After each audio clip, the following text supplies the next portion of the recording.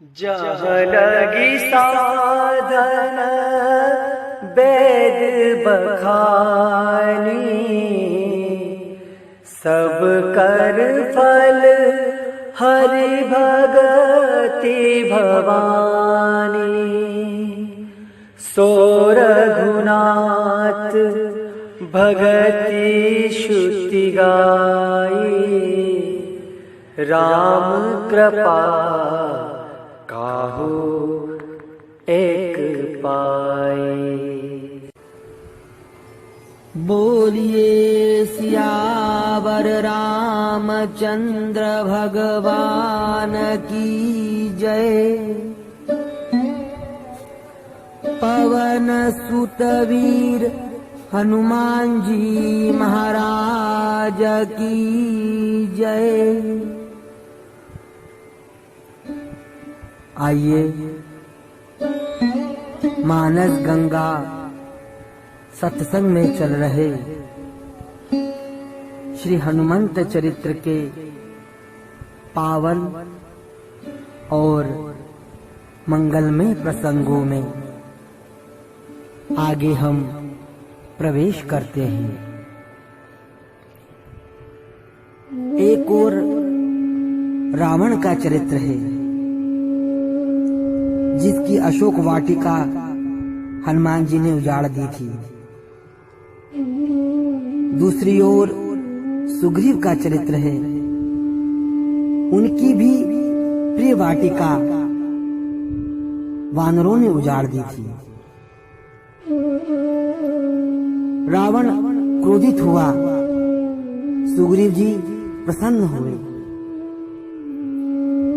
रावण की प्रिय अशोक वाटिका हनुमान जी ने उजाड़ दी तो वह क्रोधित हो गया था, और सुग्रीव जी की प्रिय मधुवन वाटिका को वानर गणों ने उजाड़ दिया तो सुग्रीव जी प्रसन्न हो गए, हर्षित हो गए। ध्यान दीजिएगा, श्री रामचरितमानस में वृक्ष को मोह का प्रतीक बताया गया है।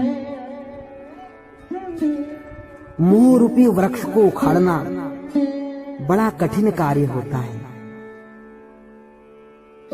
जब तक जीवन में मोह है, हम परमार्थ के पथ पर आगे नहीं बढ़ सकते। वैरागी ही अपने जीवन में मोह का त्याग कर सकता है। श्री हनुमान जी महाराज परम वैराग्य के प्रतीक है।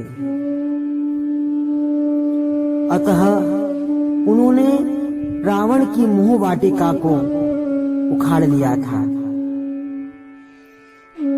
और यहाँ सुग्रीव जी भगवान के भक्त हैं, और प्रभु कृपा से उनके जीवन में परिवर्तन हो गया है। सुग्रीव जी प्रभु कृपा से मोह से ऊपर उठ गए हैं। इसीलिए जब उनका मधुवन उजड़ गया तो प्रसन्न हो गए। जब जीवन में मोह निकल जाए तो वैरागी प्रसन्न हो जाता है। इस प्रसंग में हमें यह सीखने को मिलता है कि भगवान के कार्य के लिए हमें अपने प्रिय स्वार्थ संबंधी वस्तुओं का त्याग भी करना पड़े तो उसे कर देना चाहिए।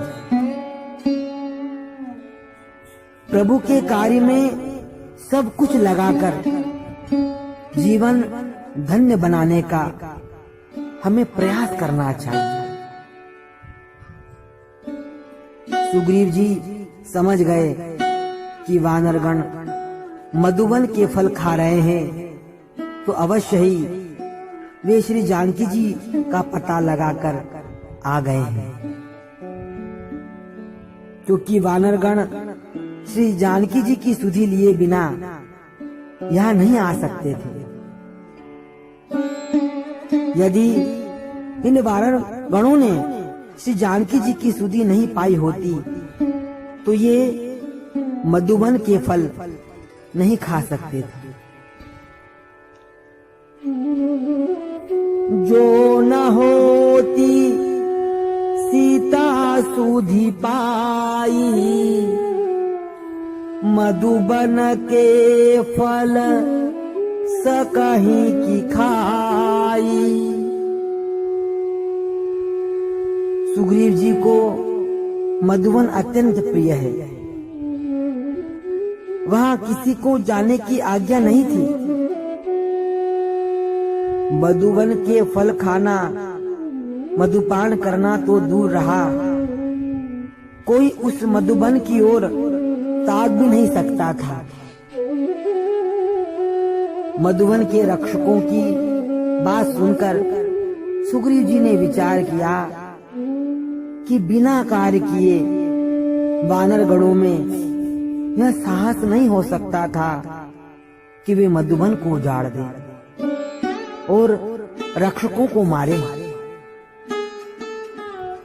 निसंदेह श्री हनुमान जी ने ही श्री जानकी जी का पता लगाया होगा। दूसरे लोग ये कार्य नहीं कर सकते और कोई इस कार्य को सिद्ध नहीं कर सकता। श्री हनुमान जी में यह शक्ति है और बुद्धि है, वही इस कार्य को करने में समर्थ है। सुग्रीव जी ने विचार किया कि निश्चित ही वानरगणों ने श्री जानकी जी का पता लगा लिया है, तभी तो हमारे मधुवन में आकर वे मधुपान वो फल खा रहे हैं। बिना श्री जानकी जी को देखे वानरगण ऐसा कार्य कदापि नहीं करते। जिस दल में वरिष्ठ अनुभवी जांबवंत जी हैं, जिस दल के नायक वो संचालक अंगद जी हैं और ज्ञान, बल और पुरुषार्थ की मूर्ति श्री हनुमान जी जिस दल में हो, वह दल कभी अन्याय नहीं करेगा। इस प्रकार कपियों के राजा सुग्रीव जी मन में विचार ही कर रहे थे कि इतने में वानरों का दल उनके पास आता हुआ दिखाई दिया। एही विधि मन विचार कर राजा, आई गए कपि सहित समाजा। सुग्रीव जी के समीप समस्त वानरों का समूह आ गया। जांबवंत जी, अंगद जी, नल, नील, हनुमान जी आदि सभी ने आकर सुग्रीव जी के चरणों में अपना मस्तक नवाया।